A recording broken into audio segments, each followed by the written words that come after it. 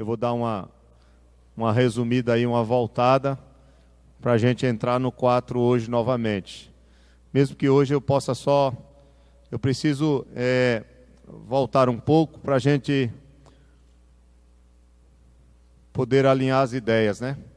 Daquilo que a gente já vinha dando a vocês. Sou grato ao pastor Geí pelo estudo que ele tem dado aqui na igreja, na minha ausência. E ele falou para mim que chegou até o capítulo 4, versículo 7. É isso mesmo? Estou certo?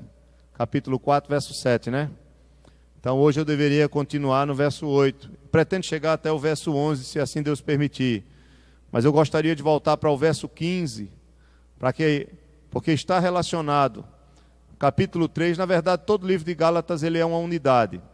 Então no capítulo 3, verso 15, até o capítulo 4, verso 11, nós vamos ler e vamos, pela misericórdia de Deus, tentar compreender essa palavra. Gálatas 3, verso 15. Irmãos, falo como homem, ainda que uma aliança seja meramente humana, uma vez confirmada, ou seja, ratificada, ninguém a revoga ou lhe acrescenta alguma coisa. Gálatas 3, verso 15. Verso 16 agora. Ora, as promessas foram feitas a Abraão e ao seu descendente. Não diz e aos descendentes como se falando de muitos, porém como de um só, e ao teu descendente que é Cristo.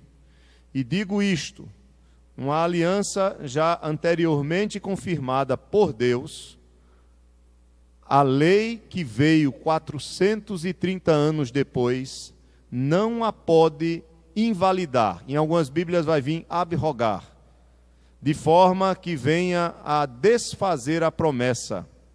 Porque se a herança provém de lei, já não decorre de promessa, mas foi pela promessa que Deus a concedeu gratuitamente a Abraão. Qual, pois, a razão de ser da lei? Foi adicionada por causa das transgressões, até que viesse o descendente, que é Jesus Cristo, a quem se fez a promessa, e foi promulgada por meio de anjos, pela mão de um mediador.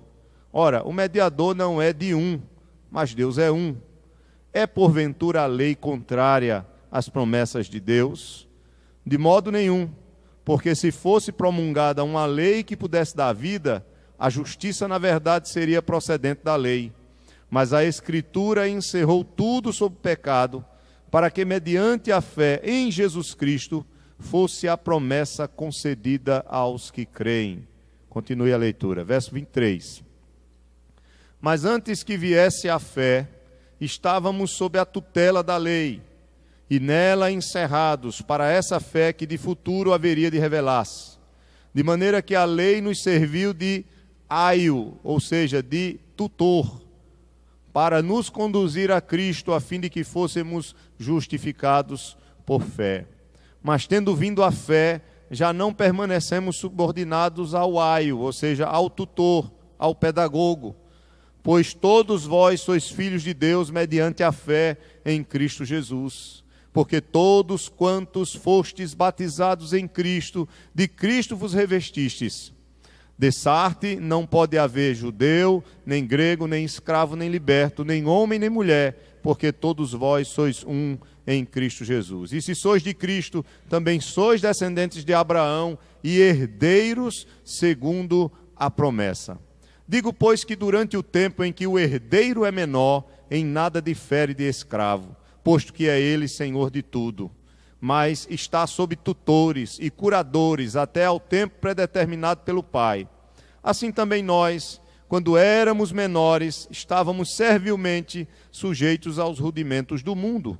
Vindo, porém, à plenitude do tempo, Deus enviou seu Filho, nascido de mulher, nascido sob a lei, para resgatar os que estavam sob a lei, a fim de que recebêssemos a adoção de filhos. E porque vós sois filhos, enviou Deus ao nosso coração o Espírito de seu Filho, que clama Abba, que quer dizer o quê? Pai. Né? Abba, aí ele vem e explica o que é Abba, Pai. De sorte que já não és escravo, porém filho, e sendo filho também herdeiro por Deus. Outrora, porém, ou seja, antigamente, porém, não conhecendo a Deus, servíeis a deuses que por natureza não são. Mas agora que conheceis a Deus, ou antes sendo conhecidos por Deus, como estáis voltando outra vez aos rudimentos fracos e pobres, aos quais de novo quereis ainda escravizar-vos? Guardais dias e meses e tempos e anos. Receio de vós, tenha eu trabalhado em vão para convosco. Amém. Volte para o capítulo 3, verso 15, e vamos trabalhar um pouquinho aqui. O que eu quero que vocês entendam nesse texto é que Paulo ele vai continuar mostrando que a promessa de Deus ela é superior ao quê? À lei. Que nós somos salvos não pela obediência à lei, não pelas obras da lei, mas a salvação do homem, ela é um ato divino. A salvação do homem, ela é fruto da graça de Deus, é dom de Deus dado ao homem, que o homem deve receber esse dom simplesmente pela fé. Nós precisamos compreender isso, que em hipótese alguma a nossa salvação depende das nossas obras, porque até a fé que nós temos em nosso coração para crer na palavra, Efésios vai dizer que é o próprio Deus que nos dá. Então, nesse capítulo, Paulo vai mostrar alguns argumentos de que a promessa de Deus é superior à lei. O primeiro, Paulo vai dizer que a promessa de Deus é superior à lei, porque a promessa é mais antiga que a lei. A promessa a Abraão veio antes da lei dada a quem? A Moisés. Paulo vai dizer que a lei ela vai surgir 430 anos depois da aliança que Deus fez com Abraão. Deixa eu fazer uma pergunta a vocês, para vocês estão bons de memória. Qual foi a promessa que Deus fez a Abraão? Estão lembrados de Gênesis 12, verso 3? Em ti serão abençoadas o quê? Todas as famílias da terra. Estão lembrados disso? Essa promessa que Deus dá a Abraão aponta para um descendente, que Paulo vai dizer aqui, não são os descendentes, mas o descendente, um indivíduo, que através desse indivíduo, todas as famílias da terra seriam abençoadas nele. Então, a promessa dada a Abraão é, olha, em ti serão benditas todas as famílias da terra. Essa é a promessa, essa é a parte que Deus oferece a Abraão, como parte da aliança que ele faz com ele. A única coisa que Deus exige de Abraão é que ele creia em sua promessa. Se de um lado Deus dá a promessa e é fiel para cumprir nesse contrato, nessa aliança que ele faz com Abraão, do outro lado a parte de Abraão é confiar e descansar em Deus. Paulo cita anteriormente, nós vimos aqui a partir do verso 6 ao 14, o exemplo de Abraão, que foi justificado não pela sua obediência, mas Abraão foi justificado pela sua fé. Agora, a verdadeira fé leva o homem a caminhar segundo a vontade de Deus. A verdadeira fé leva o homem a andar em obediência ao Senhor. A coisa não é ao contrário. O homem não obedece para crer, o homem crê para obedecer. Lembram daquela música, crer e observar? Tudo quanto ele mandar. Então, o que o texto vai nos ensinar é que a salvação do homem depende de Deus e que o homem precisa descansar nessa promessa de Deus em salvá-lo. Desde o começo, desde Adão, Deus promete salvar o homem, enviando um Salvador, o descendente. Abra sua Bíblia em Gênesis 3, verso 15.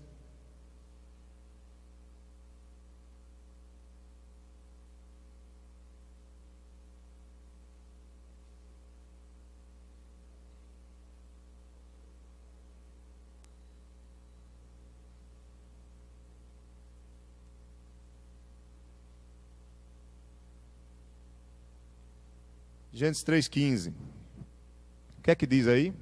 Essa é a primeira promessa que Deus faz ao homem em relação à sua salvação depois que o homem caiu.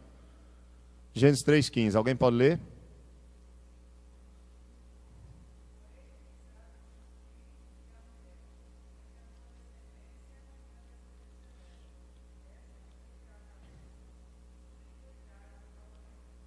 Deus está falando com quem aqui? Observem o verso anterior, ele está falando com a serpente. A serpente é quem? Satanás. E ele está dizendo aqui que haverá inimizade entre Satanás e a descendência da mulher. Entre a tua descendência e o seu descendente. Este, ou seja, o descendente da mulher, pisará ou ferirá a cabeça de Satanás, e tu lhe ferirás o calcanhar. Aqui nós vemos duas pessoas em contraste, né? A pessoa do diabo e a pessoa de Cristo. Essa batalha entre o diabo e Cristo, ela vai ser exemplificada também claramente em Apocalipse capítulo 12, que diz que quando a mulher está para dar à luz de um filho, o dragão está diante dela para poder tragar aquele filho que há de nascer. E vocês sabem que Satanás, desde o começo, desde a queda do homem, ele procura frustrar esse plano da redenção que Deus estabeleceu para salvar o homem na pessoa de Jesus. Vocês, quando estiverem lendo o Antigo Testamento, vocês vão ver que várias coisas acontecem para que os planos de Deus possam ser frustrados. Mas Deus, na sua soberania e no seu poder, não permite que nada disso aconteça. O próprio Cristo, que é o Salvador, quando começa o seu ministério e quando é levado pelo Espírito Santo ao deserto, a Bíblia diz que ele é tentado durante os 40 dias. Quando você vai ler os evangelhos, Lucas vai dizer que ele é tentado nos 40 dias. Marcos vai dizer que no final o diabo aparece. No final dos 40 dias, o diabo aparece com aquelas 3 tentações específicas que vocês conhecem bem. Mas Lucas, ele diz que ele foi tentado nos 40 dias. Então parece que a tentação ela vai além daquilo que nós conhecemos. Porque o diabo sabia que se Cristo caísse, que se Cristo pecasse, então estava tudo perdido. E por que estava perdido? Porque ele seria pecador igual a nós e merecedor de juízo. Ele não poderia assumir o nosso lugar e assumir a nossa culpa, porque ele seria um como nós. Somente se ele fosse santo, sem pecado, é que ele poderia chegar diante de Deus como um homem e assumir o nosso lugar e assumir a nossa culpa, nos substituir. É isso que significa a morte vicária. Esse termo vicário traz essa ideia de substituição. Somente ele pode nos substituir pelo fato de não ser pecador. E isso mostra a sua humanidade e ao mesmo tempo a sua santidade. Mas por outro lado, ele também não somente obedece em nosso lugar, mas sofre a ira de Deus que é destinada ao pecador, no qual cada um de nós está incluído. Então Paulo aqui, escrevendo aos Gálatas, ele vai mostrar, irmãos, a promessa é maior do que a lei. Por que Paulo está dizendo aí isso? Porque os Gálatas estavam sendo seduzidos pelos judeus que tinham nominalmente se convertido, mas que acreditavam que não somente a fé em Cristo salvava, mas eles deveriam fazer algo mais. Eles deveriam cumprir com o ritual da lei, com as cerimônias da lei de Moisés, para serem salvos. E Paulo vai dizer, não, de jeito nenhum. Nós não somos salvos pela nossa obediência às cerimônias da lei, como por exemplo a circuncisão, que é uma marca externa. Mas nós somos salvos simplesmente, totalmente, pela fé em Jesus Cristo. Algumas igrejas hoje, que se chamam de evangélicas, elas depositam também a mesma coisa, a salvação do homem na sua própria obediência a Deus, na salvação do homem na sua própria confiança em suas obras. E aí nós temos igrejas que são extremamente legalistas, onde são extremamente rigorosas em suas leis, porque acreditam que o homem, para ser salvo, ele tem que cumprir com aquilo. Enquanto que nós sabemos que nós só obedecemos a Deus e só fazemos a sua vontade se o Espírito Santo dele transformar o nosso caráter e a nossa vida e nos levar a essa obediência. É impossível ao homem por si mesmo fazer a vontade de Deus, irmãos. Nós estamos mortos, sem Cristo, estamos mortos em nossos delitos e pecados. Então Paulo, aqui no capítulo 3, no versículo 15, até o verso 18, ele vai dizer que a lei, ela é menor do que a promessa. A promessa de Deus é maior do que a lei, porque ela é mais antiga. Outra coisa, essa promessa foi ratificada pelo próprio Deus. Essa promessa veio diretamente a Abraão, enquanto a lei teve um mediador. Enquanto na promessa Deus fala com Abraão e promete diretamente a ele, a lei tem um mediador. Deus fala com Moisés, Moisés fala com o povo. Nisso também a promessa é maior. Terceiro, irmãos, a lei ela tem uma função específica. A lei serve à promessa. A lei serve ao propósito da salvação do homem pela graça. Porque a função da lei é mostrar que você e eu somos pecadores. A função da lei é nos conscientizar que nós somos pecadores e que estamos perdidos nessa condição e que precisamos de um Salvador. Vocês estão me entendendo, né? Se não tiverem, por favor, que às vezes eu falo rápido demais e eu penso que vocês estão me entendendo, pode ser que eu complique a coisa. Vamos lá, verso 15. Vamos rapidinho caminhar por aqui. Irmãos, falo como homem, ainda que uma aliança seja meramente humana, uma vez confirmada, ninguém a revoga ou lhe acrescenta alguma coisa. Eu expliquei a vocês que Deus se relaciona com o homem através de quê? De aliança. O que é uma aliança? O que é uma aliança? Vamos lá, que a gente aprende com pergunta e resposta, né? Igual um catecismo. Com certeza é muito mais fácil. O que é uma aliança? É um pacto que é estabelecido entre duas partes ou duas pessoas, não é isso? Duas pessoas. Então, dentro de uma aliança existe o quê? Promessas e exigências. Concordam? Dentro de uma aliança há um acordo entre as duas partes. Só que a aliança que Deus faz com o homem não funciona assim de 50% e 50%. Cada um diz alguma coisa. Não. A aliança que Deus faz com o homem, primeiro, parte do próprio Deus. Porque é Deus quem entra em aliança com o homem, porque Ele é Deus, Ele é Senhor. Então o homem não pode chegar para Deus e dizer, Senhor, vamos fazer uma aliança? Não. É o próprio Deus que na sua soberania, na sua maneira de se relacionar com o homem para realizar a sua salvação e a sua obra, Ele estabelece os termos. É Ele quem chega para o homem, é Ele quem estabelece os termos e é Ele quem dá as maravilhosas promessas. E o bom, irmãos, é que da parte de Deus nunca haverá falha. Da parte de Deus nunca haverá infidelidade. Da parte de Deus nessa aliança nunca faltará o cumprimento fiel de tudo aquilo que Ele disse. Então é Ele quem entra em aliança com o homem soberanamente, é Ele quem estabelece os termos, e depois desses termos confirmados, irmãos, acabou. Deus sempre se relacionou com o homem assim. Não foi isso que Ele fez com Adão? Lembram da aliança com Adão? Qual é o termo que estabelece a aliança de Deus com Adão? Lembram que ele chegou para Adão e disse, olha, poderás comer livremente de todas as árvores do jardim, mas da árvore do conhecimento do bem e do mal, dela não comerás, porque no dia em que dela comerdes, certamente morrerás. Está aí a aliança estabelecida. A aliança dele com Adão. Adão deveria confiar na promessa de Deus, de que enquanto ele comesse das outras árvores, e não comesse da árvore do conhecimento do bem e do mal, ele estaria vivo, ele receberia vida, e essa prova passaria e ele teria vida eterna.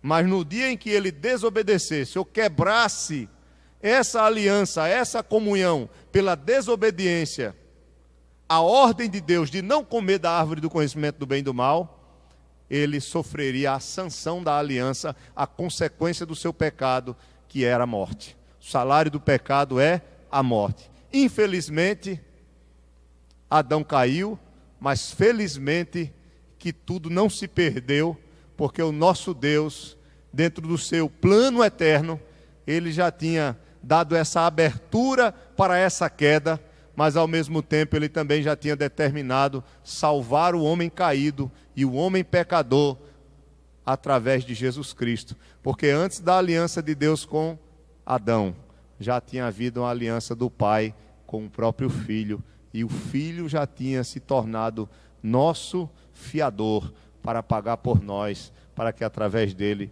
nós pudéssemos ter vida. Vocês estão entendendo, né? Pelo menos de modo geral, aquilo que nós estamos falando. Então o que é que Paulo está dizendo? Veja verso 15. Irmãos, se uma aliança humana, uma vez confirmada ou ratificada, né? Ninguém pode revogar, ninguém pode invalidar, quanto mais a aliança feita por Deus. O que ele quer, que Paulo quer que vocês entendam é isso. O que é que vale mais? É uma aliança humana ou uma aliança divina? Se uma aliança humana ela não pode ser revogada, imagine uma aliança divina. E aí ele aponta para a aliança com Abraão. Por quê? Porque os judaizantes que estavam tentando confundir a mente dos gálatas, eles estavam tentando dizer, olha, Deus exigiu de Abraão que todos aqueles que realmente faziam parte da aliança com Deus fossem circuncidados. Irmãos, isso foi ligado à época de Abraão, isso tinha um propósito. Tudo isso apontava para Cristo como nosso Salvador. E aí, Paulo vai dizer, verso 16, ora, as promessas foram feitas a Abraão e ao seu descendente, não diz e aos descendentes, como se falando de muitos, porém como de um só, e ao teu descendente que é Cristo. Então Paulo, ele vai dizer o seguinte, como os judeus diziam, não, nós que somos filhos de Abraão, nós que somos descendentes de sangue de Abraão, como judeus, é que somos os filhos da promessa. Paulo está repetindo o que ele já tem falado antes. Não, os filhos da promessa não são os filhos no sentido físico, mas são os filhos no sentido espiritual. São os filhos que estarão ligados a quem?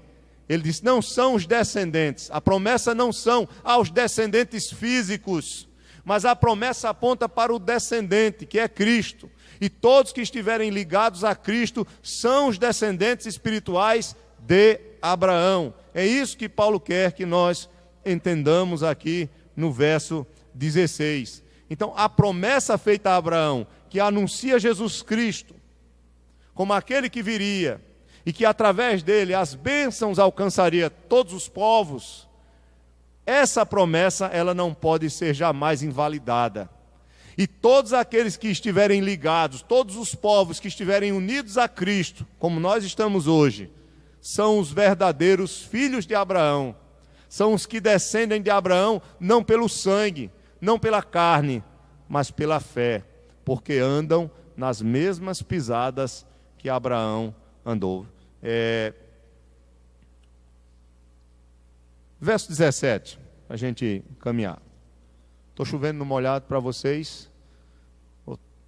Estamos caminhando aí, vejam aí, verso 17. E digo isto.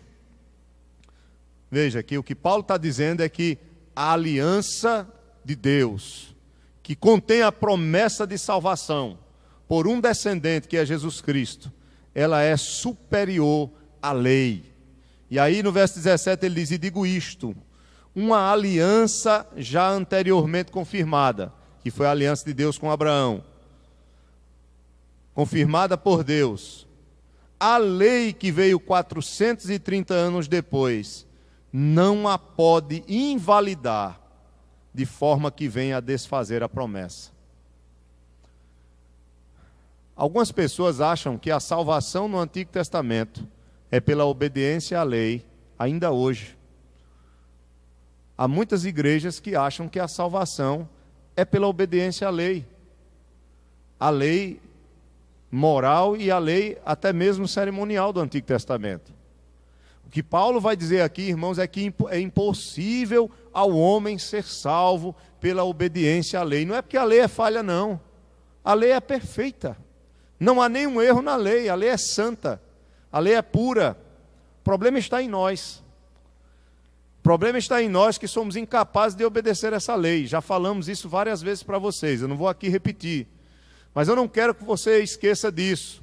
Se em algum momento da sua vida você acha que a sua salvação é pelo que você faz, você está enganado. É pelas suas roupas, é pelo fato de você ter uma carteirinha, né? Está lá a sua carteirinha, ó, eu sou membro da Igreja Batista Ebenezer, está aqui, olha, a minha salvação está garantida. Se você acha que a sua salvação está garantida por alguma coisa que você tem, no sentido material, ou por ser um pastor, ser um presbítero, ser um diácono, ser quem for, por tocar na igreja, por evangelizar, se você acha que a sua salvação depende do que você faz, você está completamente enganado. A salvação é pela dependência total do que Cristo fez na cruz por nós. É você entender que você é pecador, que você merece o juízo de Deus, mas que Deus te amou de tal maneira que entregou o seu filho para assumir o seu lugar e morrer por você, e que você abraça esse filho por meio da fé. Não é abraça-me com aquela música, abraça-me, né? Não tem nada a ver isso não, tá? Isso aí é sentimentalismo moderno, né? Primeiro que Jesus não vai abraçar ninguém. Você não vai se sentir abraçado por ele, embora eu entenda que isso é uma metáfora, né? Uma linguagem figurada de um conforto, de um consolo. Mas abraçar no sentido de abraçar a Cristo, é crer na obra dele, é crer no que ele fez. Então Paulo está dizendo aqui, olha, o que é que vem primeiro, irmãos? A promessa ou a lei? O que é que veio primeiro? A promessa. Desde o Gênesis, vocês abriram, Gênesis 3,15. Deixa eu perguntar a vocês, Adão foi salvo pela lei ou pela fé na promessa? Adão, falando de Adão e Eva. Como é que foi a salvação deles? Nós vimos, eu até preguei, foi meu último sermão aqui na igreja, sobre a fé de Abraão. Abraão foi justificado pela fé ou pelas obras da lei? Pela fé. Em que? Na promessa de Deus, de que dele viria um descendente, e que esse descendente seria a bênção para todas as nações. E a salvação de Adão? Gênesis 3,15. A semente de Eva iria esmagar a cabeça da serpente. Qual era a esperança de Adão e Eva? A sua semente. Que a vitória viria de quem? Da sua semente. E quem é a sua semente? Cristo. Irmão Roberto, vou falar.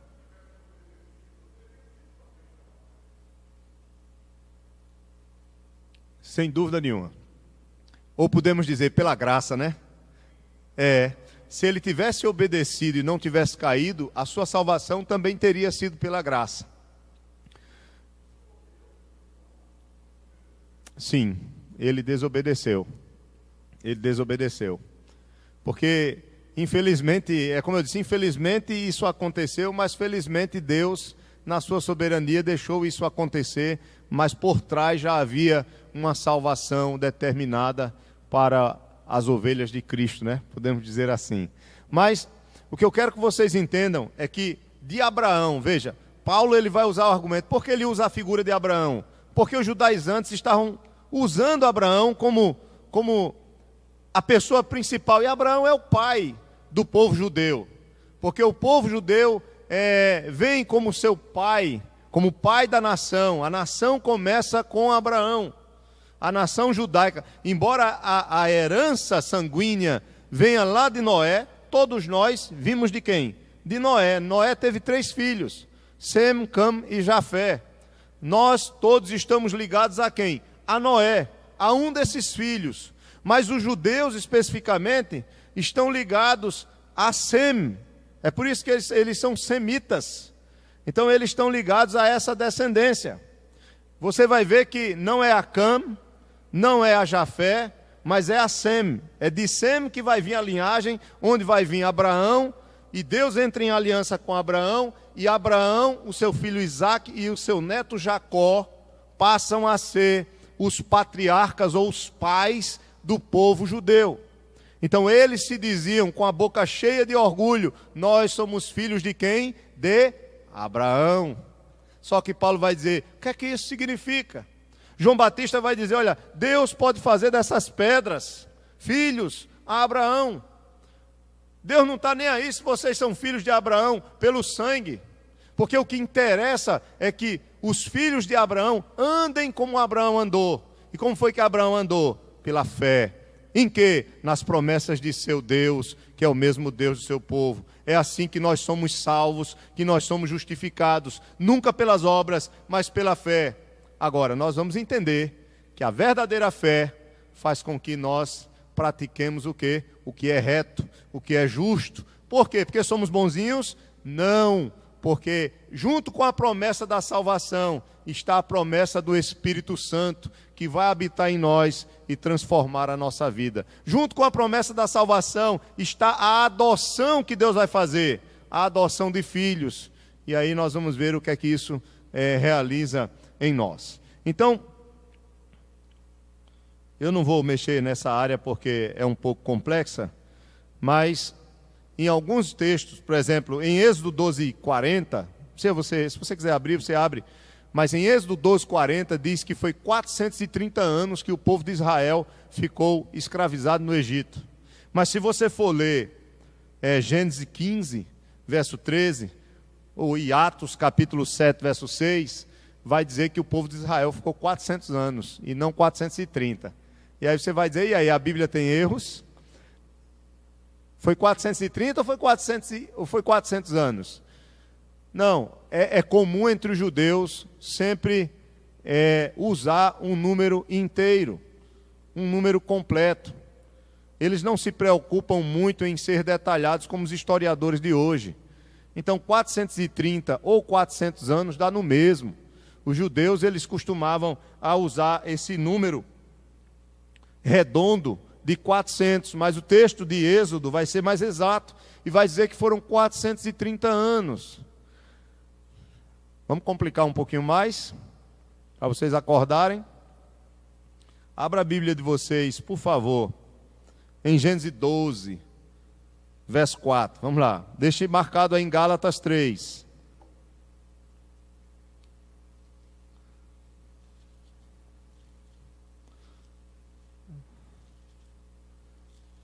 Gênesis 12, verso 4. Aqui está o início da promessa, viu? Deus chama Abraão, que ainda era Abrão, Gênesis capítulo 12, para sair da terra dele, da parentela. Diz que fará dele uma grande nação, que será o seu Deus. Diz que vai engrandecer o nome dele. Diz que ele vai ser uma bênção. Aí tem gente que pega ser tu uma bênção e diz, não, Deus só vai abençoar Abraão se Abraão for uma bênção, né? Tem gente que pensa que é assim, que é meritório. Não é isso, tá? Que o texto está dizendo. O texto está dizendo que ele vai ser uma bênção. Abençoarei os que te abençoarem, amaldiçoarei os que te amaldiçoarem. Veja aí o verso, finalzinho do verso 3. Em ti serão benditas todas as famílias da terra. Verso 4. Partiu, pois, Abrão. Pronto, aí começa a história de Abraão. Aí começa a contagem. Que contagem? De Abraão até o Êxodo. Então, de Abraão até o Êxodo, veja, de Abraão até o Êxodo, foram 430 anos? Não, evidentemente que não. 430 anos é o Êxodo. Mas veja, vá para o verso 21 de Gênesis, versículo 5.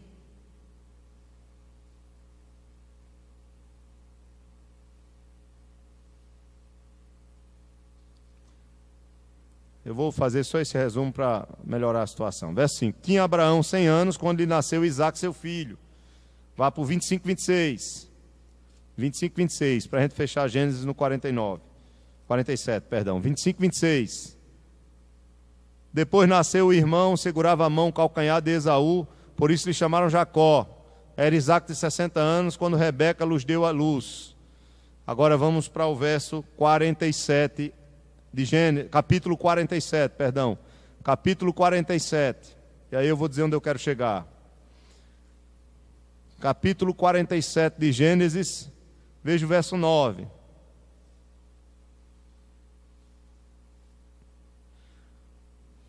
Jacó lhe respondeu: os dias dos anos das minhas peregrinações são 130 anos. Poucos e maus foram os dias dos anos da minha vida, e não chegaram aos dias dos anos da vida de meus pais, nos dias das suas peregrinações. Então, de Abraão, veja bem, do chamado de Abraão até a descida de Jacó no Egito, se fosse fazer uma contagem, os estudiosos vão chegar a 215 anos.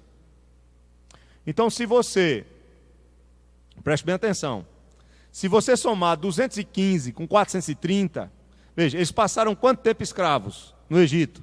430, vamos pegar o número literal. Mas de Abraão até a descida no Egito, até quando Jacó veio por causa de José, e eles se tornaram escravos, vamos dizer assim, foi 215 anos.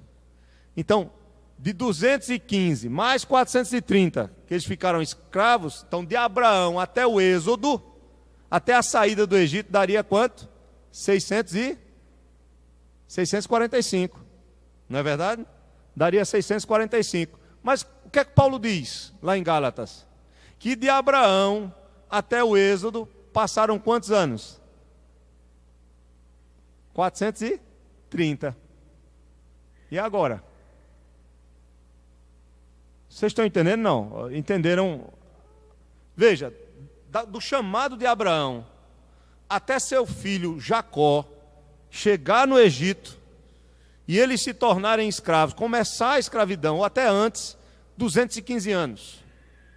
Mas Êxodo vai dizer que eles passaram 430 anos.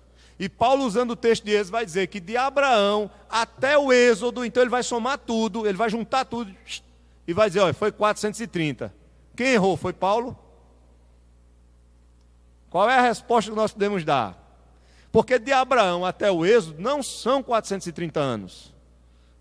São em média 645.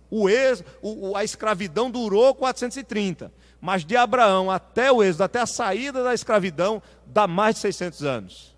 Mas Paulo diz que a promessa veio antes da lei. E da promessa até a lei no Monte Sinai foram 430 anos. Paulo errou? Não, Paulo não errou. Porque entendam, quando Deus se revela ao povo de Israel, ele diz que é o Deus de seus pais, de Abraão, de Isaque e Jacó. Então, provavelmente, quando Paulo diz que de Abraão até o Êxodo são 430 anos, ele está falando da vida de Abraão como cabeça. Mas ele está se referindo ao tempo todo da peregrinação de Abraão, de Isaque e de Jacó. E aí ele conta somente, ele une, como se fosse num dia só, os patriarcas, até o Êxodo. Aí ele diz 430 anos. Provavelmente é isso. Paulo era doutor na lei, Paulo era fariseu, conhecia a lei de forma profunda. Então ele não erra, evidentemente ele sabia que havia um tempo, um período, até Jacó chegar no Egito. Muitos anos se passaram, mas ele conta somente o tempo do Êxodo e diz da aliança, da promessa, até a lei que aconteceu depois do Êxodo, quando eles saem, atravessam o Mar Vermelho, estão lá no deserto, dá 430 anos. Então ele tá resumindo tudo nesse número aí. Só para os irmãos, porque alguém pode perguntar isso a vocês. Pode dizer, olha gente, como é que é? Espera aí. Como é que a gente entende isso? Se perguntar, foi 430 ou 400? Você diz, não, foi 430, é porque o judeu costumava usar um número redondo, 400 anos, que é muito mais fácil. Mas foram 430 anos que eles passaram no Egito. Estão em Gálatas, vamos para Gálatas 3. Então, por que isso é importante? Porque Paulo está dizendo que a salvação antes da lei já existia e sempre existiu por meio da graça de Deus, mediante a fé em suas promessas.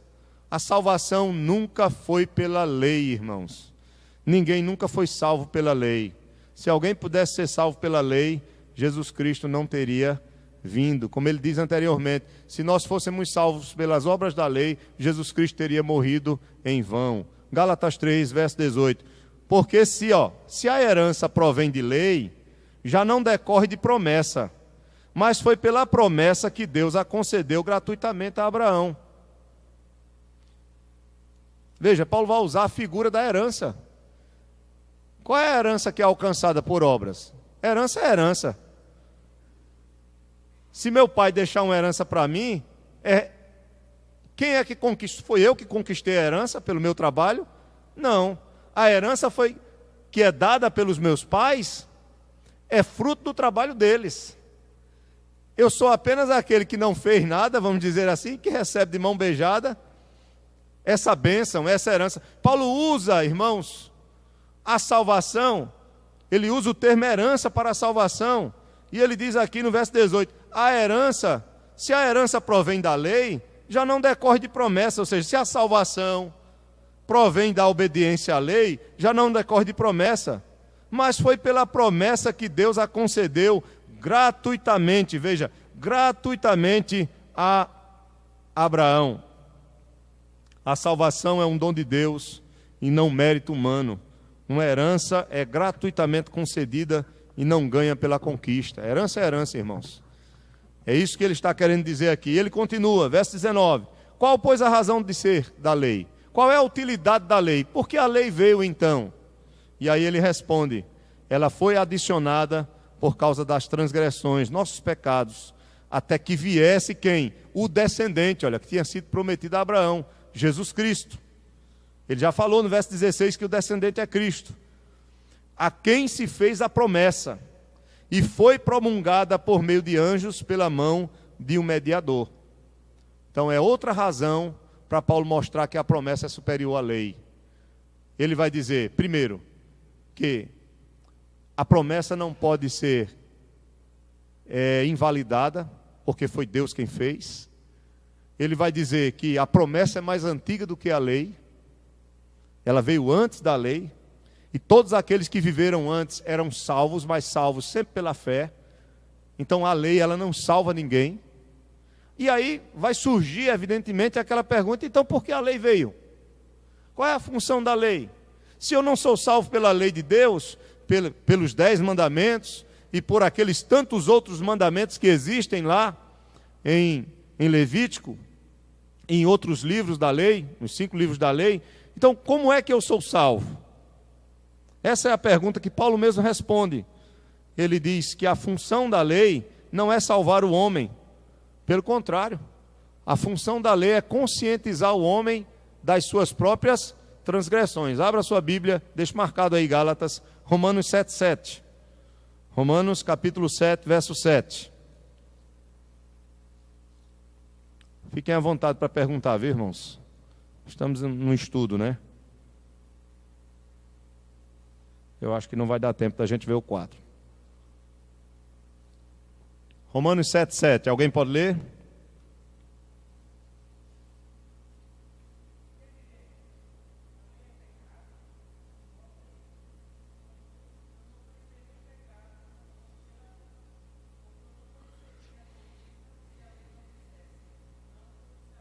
Amém. Então veja, que diremos, pois? É a lei pecado? De modo nenhum. Mas eu não teria conhecido o pecado, senão por intermédio da lei. Pois não teria eu conhecido a cobiça, se a lei não dissera, não cobiçarás. A lei serve como uma lente de aumento. A lei serve como um binóculo. Sabe o que é um binóculo, né? Que você vê as coisas que estão longe, muito mais perto, com muito mais clareza. É claro que o homem, pela sua própria consciência, pela própria criação de Deus, ele já tem uma lei no seu interior. Mas a lei do seu interior, do seu coração, não é suficiente para o homem. Por quê? Porque o coração do homem é o quê? Enganoso. Jeremias não diz isso? Que o nosso coração é enganoso. Então, o nosso coração é tão enganoso que a gente começa a pecar. E, pela vontade de continuar no pecado, nós vamos tentar justificar o nosso pecado. É ou não é assim que acontece conosco? Enquanto que o Espírito de Deus vai nos levar ao arrependimento, ao reconhecimento do pecado, à confissão de pecado, ao abandono do pecado, o homem, dentro da sua natureza pecaminosa, sem ser regenerado, eu estou falando do homem não salvo, do homem não habitado pelo Espírito Santo, quando ele está no pecado, ele quer, até nós que somos habitados pelo Espírito Santo, nós sabemos da luta que é, aquele que é ímpio, ele está morto nos delitos e pecados, ele não tem consciência, uma consciência despertada para enxergar o seu pecado. E a lei, ela vem para levar o homem a isso. Quando Deus dá a lei, ele ajuda o homem a olhar para si mesmo e ver o quanto é pecador. Só que a lei não só revela o pecado. A lei revela o pecado, mas também mostra que o homem é merecedor de juízo. Então a lei leva o homem a essa situação, a reconhecer o seu pecado, a ver que é culpado e que é merecedor de juízo. É por isso que Paulo vai dizer que a lei serviu de pedagogo, de aio, de tutor, para nos levar a Cristo. Nós vamos entender isso. Eu quero pelo menos terminar esse texto todo hoje. Veja, e aí, volte lá para Gálatas 3. Quando ele diz aqui que a função da lei ela existe, ou a lei foi adicionada por causa das transgressões, eu estou no verso 19. Até que viesse o descendente, a quem se fez a promessa. Então a lei que nos faz perceber que somos pecadores, ela é importante, ela é necessária até que Jesus Cristo venha. Porque com a morte de Cristo, com a condenação de Cristo, com a obra de Cristo, o homem também percebe que é pecador. Porque quando ele olha para o sofrimento de Cristo e que o próprio Pai derrama a sua ira no seu Filho, ele não precisa mais da lei para entender que ele é pecador. A pregação do Evangelho já mostra que o homem é pecador quando ele olha para o que Cristo sofreu em seu favor, no seu lugar. Por isso que a mensagem do Evangelho, ela é a cruz, ela é o sofrimento, ela é a justiça de Deus sendo derramada do seu Filho, mas também é o amor de Deus por nós, porque essa cruz só existe porque Deus envia o seu Filho para sofrer em nosso favor, para que através do seu Filho nós sejamos perdoados e sejamos salvos. Então a lei ela vai servir até Cristo, nesse sentido, de trazer a consciência do homem que ele é pecador. Paulo está falando especificamente para aqueles judaizantes e para os gálatas entenderem o porquê da lei. Não tinha porquê eles estarem querendo se circuncidar e voltar à lei, se a função da lei já tinha terminado, porque Cristo já tinha vindo. Vocês têm que entender o contexto geral, né? Para entender essas palavras de Paulo. Estão inseridas nesse contexto de que os gálatas, essa igreja aqui, estava sendo influenciada.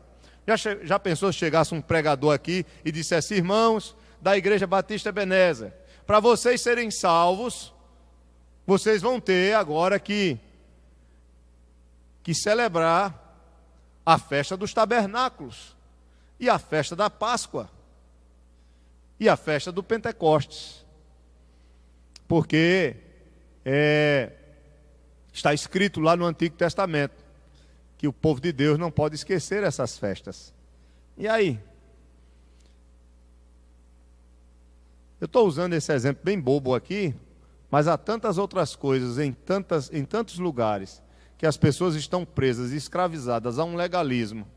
É a mesma. Já ouviram aquela conversa: se eu não perdoar o irmão, eu não vou para o céu. Já ouviram essa história? Se eu não perdoar o irmão, eu não vou para o céu. Aí tem um bocado de gente oprimida, achando que vai para o inferno, porque ainda há um pouco de mágoa no seu coração. Isso tem na Bíblia, irmãos. Se você não perdoar o irmão, você não vai para o céu. Tem na Bíblia isso? Tem ou não? Qual é o único pecado que não tem perdão, à luz da palavra de Deus? A blasfêmia contra o Espírito Santo. E aí? Será que eu posso morrer com algumas mágoas no meu coração e ainda ser salvo? Eita, agora piorou a coisa, né? A salvação depende do meu ato de perdoar ou depende da obra de Cristo? Agora eu vou melhorar um pouco mais.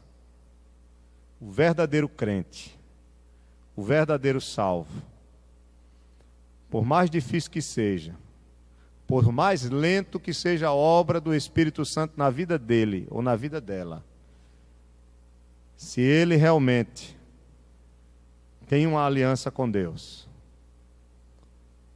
eu creio pela palavra que o Senhor levará esse indivíduo ao perdão.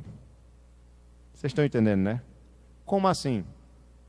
O Espírito Santo trabalhará no coração de uma forma que essa pessoa, até mesmo nos momentos finais da vida dela, não é que se ela não perdoar, ela não vai para o céu. A sua salvação depende de Cristo, mas a obra de Cristo no coração de cada um, ela não é igual no sentido da santidade. Então algumas pessoas vão crescer, vão conseguir perdoar com facilidade, vão desenvolver a sua espiritualidade, o caráter de Cristo em suas vidas, e vão ser como Ele muito mais rapidamente. Porque Cristo, quando era ameaçado, quando era ultrajado, Cristo, quando estava sendo crucificado, Ele não guardou nenhum sentimento de vingança, de ira, muito pelo contrário, Ele dizia: Pai, perdoa-lhes porque eles não sabem o que fazem. Se fosse eu ou você ali, tivesse a oportunidade de pegar uma metralhadora, você ia metralhar aqueles soldados romanos, né? Então não queria saber disso não, né? Mas o Senhor estava perdoando. O Senhor estava falando de como estava o seu coração naquele momento da cruz. Estava completamente limpo, Ele em nada pecou. Nem nesse momento mais difícil o Senhor foi capaz de pecar, porque Ele era o santo que havia de nascer de uma mulher chamada Maria. Mas e nós? Nós somos falhos, nós temos a natureza pecaminosa e o Espírito Santo está trabalhando em nós também, dependendo do nosso buscar a Deus em oração e em leitura de Bíblia, para que esse perdão, esse caráter de Cristo, ser mais semelhante ao Filho, venha acontecer conosco. Aí vai ser muito mais, porque o irmão perdoa tanto, fazem tanto mal a ele, porque esse irmão está bem na sua frente, sabe, de vida com Deus, ele está mais além. Mas aquele que está mais atrás será salvo pelo mesmo Cristo, pela mesma obra de Cristo, do que aquele que está mais na frente. Os irmãos entendem, né, o que eu estou querendo dizer? Então, a salvação não depende do que você faz, mas depende da sua fé. Mas a verdadeira fé daquele que é crente de verdade o leva a ter uma nova vida em Cristo Jesus.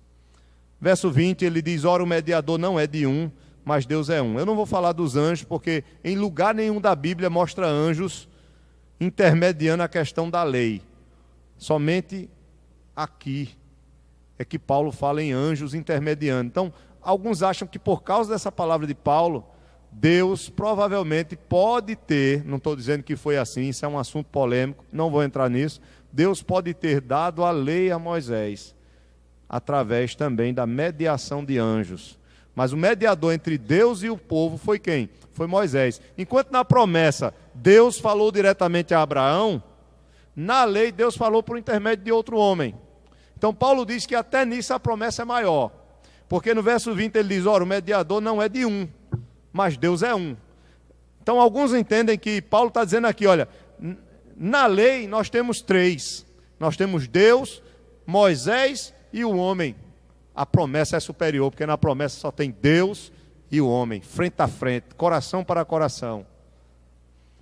Alguns acham que Paulo está tentando mostrar isso também sobre a superioridade da promessa. Verso 21, é porventura a lei contrária às promessas de Deus? De modo nenhum, porque se fosse promulgada uma lei que pudesse dar vida, a justiça na verdade seria procedente de lei. O que é que Paulo está dizendo aqui? Nenhum homem pode ter perdão de pecados por intermédio da lei. Porque qual é a consequência da lei? Condenação. E por que a condenação? Porque nós somos pecadores.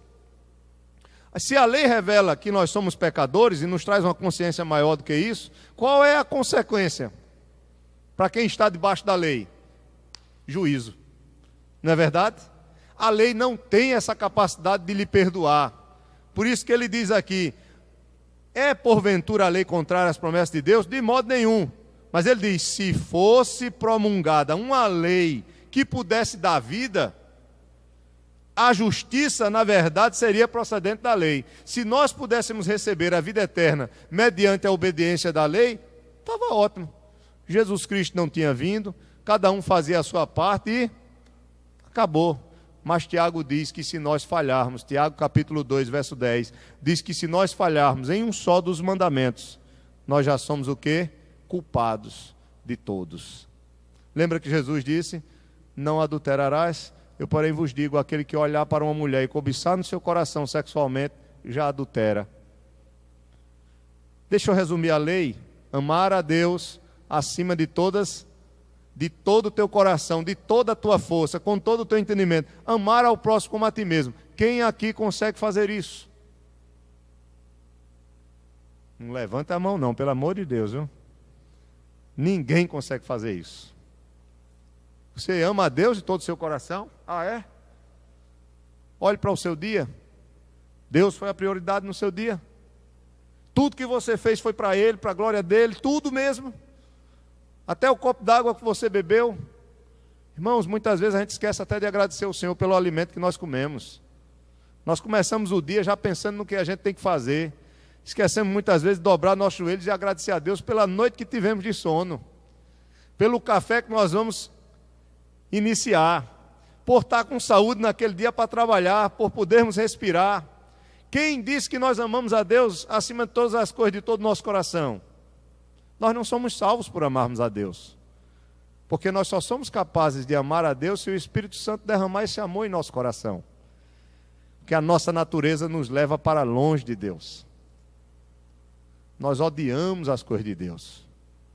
Pastor Paul Washer diz que a primeira coisa que ele faz durante o dia é o que ele menos gosta. E é o que nós menos gostamos. Qual é a primeira coisa que nós devemos fazer e que menos gostamos no dia? Orar. Comece todo o seu dia orando para você ver. É fácil? A oração é uma luta, irmãos. Não é fácil orar. Toda vez que nós vamos orar, é uma luta, é uma batalha. E muitas vezes é ruim, é chato. Porque a nossa natureza quer nos levar para longe de Deus.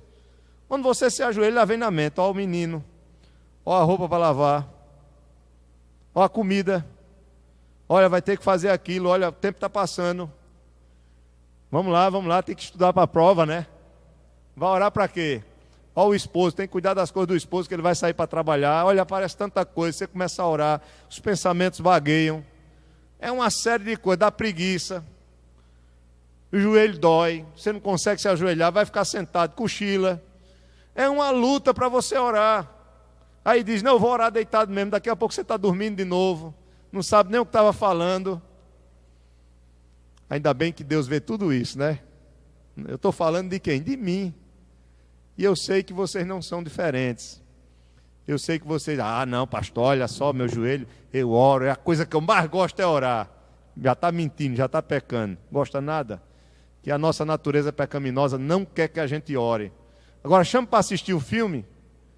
O camarada fica ali vidrado no filme o tempo todo, comendo pipoca, tomando Coca-Cola, se alegra, sorri, é uma maravilha, ele gosta daquilo. Ó, chama para passar uma hora orando. Eita, ele vai coçar 4 vezes a cabeça e vai dizer, e agora? O pastor me chamou para orar, eu sou crente, né? Vou ter que ir 1 hora. Acaba fica olhando para o relógio, essa hora não passa não. Começa a orar, a gente vai orar meia hora aqui com os homens, irmãos. E você diz, meu Deus, que meia hora difícil de passar. Quem disse que orar é bom? É bom sim. Pastor que faleceu um tempo desse, Billy Graham, ele diz, ore e continue orando até que você e Deus sejam amigos íntimos. Ore e continue orando para que você e Deus possam ser amigos íntimos. Até que a oração seja um hábito em nossas vidas. E que através desse hábito nós tenhamos uma intimidade mais profunda com Deus. Isso requer muito tempo. Diga, irmão Rodrigo.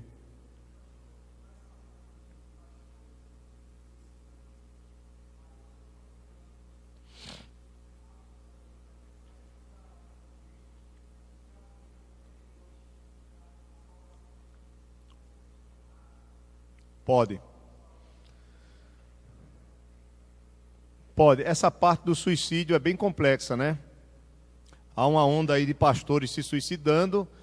Talvez já houvesse suicídios de pastores também antes, mas como nós temos agora uma comunicação muito mais rápida e muito maior no mundo inteiro, aí nós ficamos sabendo de mais casos, né? Mas aí há uma série de coisas. Primeiro, nós temos que avaliar se era pastor, se era verdadeiramente salvo. E se é verdadeiramente salvo...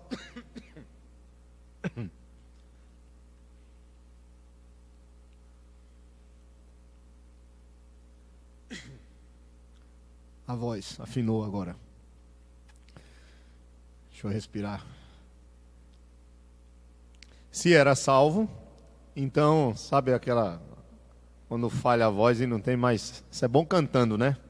O camarada, a voz afina, ele fica parecendo lá aqueles cantores, né? Com a voz bem fininha. Mas vamos lá. Então, na questão do suicídio, se o indivíduo que se suicida, se um salvo, ele pode se suicidar. Olha, isso é uma questão muito polêmica. E há aqueles que defendam que sim, e vão usar até o texto de Romanos 8, nem a morte, nem a vida, né? Nada pode nos separar. E há outros que digam que não, que o crente, ele encontrará conforto da parte de Deus, se ele é um nascido de novo. Por mais que os momentos difíceis da sua vida possam ser aqueles insuportáveis, o Senhor lhe dará o escape, como está em 2 Coríntios, ou 1 Coríntios, capítulo 10, verso 13. Acho que é a 2 Coríntios 10, 13. 2 Coríntios 10, 13. Isso. Não. 1 Coríntios mesmo. 1 Coríntios 10, 13. Não vos sobreveio tentação que não fosse humana, mas Deus é fiel e não permitirá que sejais tentados além das vossas forças.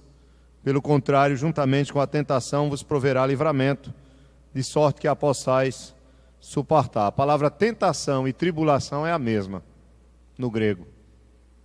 Tentação e tribulação. Então esse texto aqui, aí eu não posso te dar uma resposta, Rodrigo, assim, e dizer é assim. Eu não tenho essa segurança. Mas eu sou mais inclinado a achar que um crente de verdade, genuíno, ele não tira a sua vida. Eu sou mais inclinado à interpretação desse texto e a esse texto aqui. Mas não vou dizer que estou certo, porque eu também não posso, afirmar uma coisa que somente Deus, na sua soberania, pode julgar. Porque pode acontecer, por exemplo, uma pessoa que, aí a gente vai entrar numa área muito difícil, que é a área do que isso e aquilo, Aí não dá, no achismo, Mas vamos dizer que uma pessoa, ela resolva acabar com a sua vida. É claro que um sofrimento muito grande, uma depressão muito profunda, pode levar o homem a isso, uma pessoa a isso, o ser humano a isso. Aí a gente vai ter que, certas coisas que aí, por que Deus permitiu que o indivíduo chegasse a essa situação, Se ele é soberano, se é uma ovelha dele, a gente vai perguntar. Porque as coisas só acontecem se Deus permitir. Aí, e diante desse texto, então eu sou inclinado a não concordar que um crente genuíno possa tirar a sua vida. Ou a entender que um crente genuíno que cause uma loucura e num momento de fraqueza, ele atente contra a sua própria vida, eu posso entender que talvez ainda haja um tempo para ele, meu Deus. Mas é muito difícil essa área, eu não tenho como responder, viu, Rodrigo? Acho que ninguém tem, Mas, os irmãos, deu para entender? O camarada pulou do prédio. Teve um irmão da igreja congregacional lá em Campina Grande, que ele pulou na época de um dos prédios mais altos lá de Campina Grande. Ele estava cheio de dívidas, estava desesperado com as dívidas que ele tinha estava enfrentando, saiu no jornal tudo. Era da primeira igreja congregacional, da primeira igreja congregacional, E ele pulou, casado, pai de família, e ele pulou do último andar do prédio. Como foi a queda dele, ou o que se passou pela mente dele, do pulo até o chão, não sei. Por que Deus permitiu que ele pulasse, também não sei. Se ele era um nascido de novo ou não, também não sei. Aí, só Deus sabe. Por isso que eu digo, meus irmãos, nós temos que orar. Porque a Bíblia diz, para que estejais de pé no dia mau. E a cada dia pertence o seu próprio mal. Nós temos que orar. O negócio não é fácil não. E orar muito. E eu creio que se você orar e eu orar, nós orarmos, pode vir a tribulação que vier. O Senhor vai nos dar graça para suportar. Porque nós teremos graça suficiente de Deus através da oração. Irmão Messias. Pois não, meu irmão?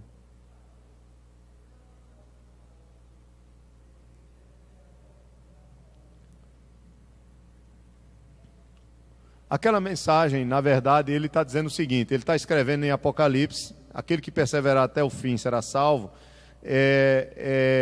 Jesus está dizendo que os verdadeiros crentes são aqueles que vão, o sentido da mensagem é essa, que os verdadeiros crentes são aqueles que vão perseverar até o fim, que vão perseverar no quê? Na sua fé, em Cristo. Diante de todas as tribulações que eles possam enfrentar, eles não vão negar o seu Senhor.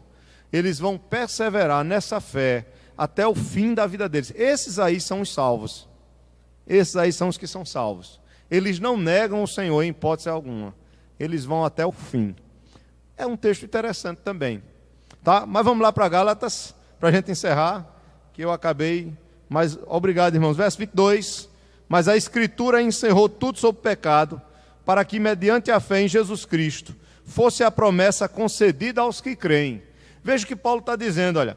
A Escritura encerrou tudo debaixo do pecado. O que é isso? A Escritura encerrou. Na verdade, Paulo está se referindo ao Antigo Testamento, que era a Escritura que existia na época dele. A Bíblia que existia na época de Paulo era o Antigo Testamento. E ele está querendo dizer que o Antigo Testamento declara, de forma autoritativa, é a palavra de Deus, de que o mundo inteiro está debaixo do pecado e sob sentença de condenação. Quando Paulo vai dizer todos pecaram e destituídos estão da glória de Deus, antes ele vai citar os Salmos. Ele vai citar o Antigo Testamento que diz, não há um justo sequer, não há quem faça o bem. E aí ele vai falar, a sua garganta, né, vai dizer tudo aquilo que sai é imundo da boca do homem, as suas obras, os seus pés correm para a violência. Então tudo é contrário à santidade de Deus.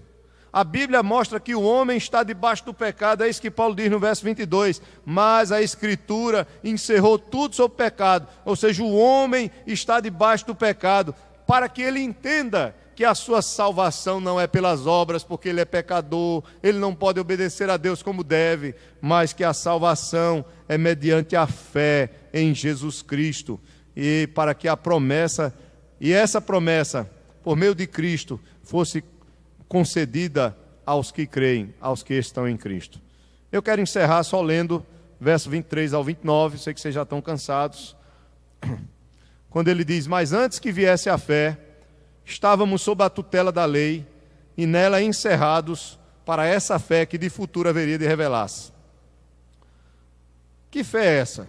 Paulo não está dizendo que os do Antigo Testamento não eram salvos pela fé, não, quando ele diz, antes que viesse a fé. É que ele está falando agora da fé no Cristo vindo. Qual é a diferença da fé dos que são salvos no Antigo Testamento para a fé nossa hoje, ou para a fé de Paulo? Correto, futuro e passado. A fé dos que estavam no Antigo Testamento, ela era prospectiva, ela olhava para frente. Então Abraão creu no quê? Numa promessa que iria se cumprir lá na frente. Moisés creu no profeta que viria, que seria maior do que ele. Davi creu no rei que viria, de sua descendência, que o seu reinado seria eterno. Os profetas criam no Messias que viria, no ungido de Deus, que viria no futuro para salvar o seu povo. Sempre a fé do povo de Israel, daqueles que estavam ligados às promessas, apontava para frente. Aí Paulo diz, mas agora a fé veio. Ele não está querendo dizer que os antigos não foram salvos pela fé, não. Mas ele está querendo dizer, agora Jesus Cristo já veio. E a fé não precisa ser olhada mais para frente, mas a fé está aqui, olha. O Cristo histórico, encarnado, o Filho de Deus chegou. Então nós olhamos para Ele, nós cremos nele, a nossa fé agora olha para algo que já aconteceu, para a encarnação do Messias, para a salvação completa nele. Por isso que ele diz, mas antes que viesse a fé, estávamos sob a tutela da lei. Antes estávamos debaixo da lei, a lei mostrando que nós éramos pecadores, encerrados nessa lei, para que essa fé em Cristo viesse a ser revelada. Verso 24, de maneira que a lei nos serviu de aio para nos conduzir a Cristo. Em alguma Bíblia aqui tem uma palavra diferente, tutor, pedagogo, guia, está correto. O que mais? A lei serviu de aio para nos conduzir a Cristo. A palavra aio, a palavra grega aqui é pedagogo, de onde vem a palavra pedagogo, né? É pedagogos. Aio. Quem é o pedagogo aqui? É o professor? Não, a função não era essa apenas. O Senhor, naquela época de Paulo, ele tinha um escravo, geralmente era um escravo, que tinha a função de levar seus filhos e trazer da escola, do ensino, do lugar de ensino. Só que a função desse aio, desse guia, desse tutor, não era só levar a criança para a escola. Não tinha só essa função de conduzi-la, de guiá-la. A função desse condutor, desse guia, desse tutor, era também disciplinar essa criança. corrigir essa criança, cuidar dela, até que ela pudesse, chegar à sua emancipação, ser homem, estar livre desse aio. A partir do momento que a criança crescesse, o aio não era mais necessário, concordam? Uma criança é indefesa, uma criança não tem condições de tomar conta de si mesma, uma criança não tem condição de resolver as suas coisas sozinha. Então a criança precisa, naquela época, o senhor, o amo, ele tinha seu servo, ou seus servos, que fazia essa função para com seus filhos. Só que às vezes esse escravo, ele era muito cruel na sua disciplina. A sua disciplina era dura. E o desejo dos que eram pequenos, dos filhos, era de o quê? Sair de debaixo desse guia, dessa função que esse servo tinha, dessa função tutelar, se emancipar. Paulo está dizendo que a lei teve essa função sobre os homens, mostrar que eram o quê? Pecadores, mostrar que estavam debaixo de juízo, discipliná-los, até que eles pudessem olhar para Cristo. Eles precisam de um Salvador, e agora esse Salvador veio, e eles, através desse Salvador, são livres desse tutor. Não estão mais debaixo da lei, estão debaixo da graça, conseguem compreender plenamente a graça de Deus. Então ele diz no verso 24, de maneira que a lei nos serviu de aio para nos conduzir a Cristo, a fim de que fôssemos justificados por fé. Mas tendo vindo a fé, já não permanecemos subordinados ao aio, já não estamos mais debaixo da lei, debaixo do tutor, pois todos vós, sois filhos de Deus. Eu não vou comentar mais, mediante a fé em Jesus Cristo. E aí ele entra com essa questão de filhos agora. Nós somos filhos do Pai. E agora não precisamos mais desse tutor, porque não somos mais criança. A partir do momento que chegou Cristo, nós somos homens maduros.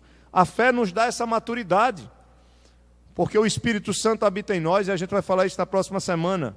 Verso 27, porque todos quanto fostes batizados em Cristo, aqui não só é o batismo nas águas, mas é todos que estão ligados em Cristo. De Cristo vos revestistes. De sarto não pode haver judeu, então não há diferença nenhuma agora, nem para judeu, nem grego, não há diferença de povos, não há diferença entre classes sociais, nem escravo nem liberto, não há diferença entre gênero, na questão de que um é melhor do que o outro, nem homem nem mulher, porque todos vós sois um em Cristo Jesus. É como se Paulo dissesse, a salvação de homem, de mulher, de pobre, de rico, de judeu e de gentio, depende exclusivamente de quem? De Jesus Cristo. E todos que estiverem ligados nele são um. É o corpo de Cristo, é uma família só, é um povo só. Verso 29, e se sois de Cristo, também sois o quê? Olha, ele termina, descendentes de quem? De Abraão, olha aí, e herdeiros segundo a promessa. Amém? Então, a promessa, ela é maior do que a lei, porque somente a promessa pode nos fazer verdadeiramente filhos de Abraão, porque a descendência de Abraão é aquela que crê no descendente, que está ligada ao descendente, que é Cristo Jesus, nosso Senhor. Amém? Perguntas? Mais perguntas? Caminhemos para... Desculpa eu ter sido repetitivo hoje, esse capítulo novamente. Para a semana a gente adianta o 4, mas não adianta pressa, né? Quanto mais a gente repete o assunto, mais nós vemos que precisamos aprender dele. Amém? Vamos ficar de pé, vamos orar.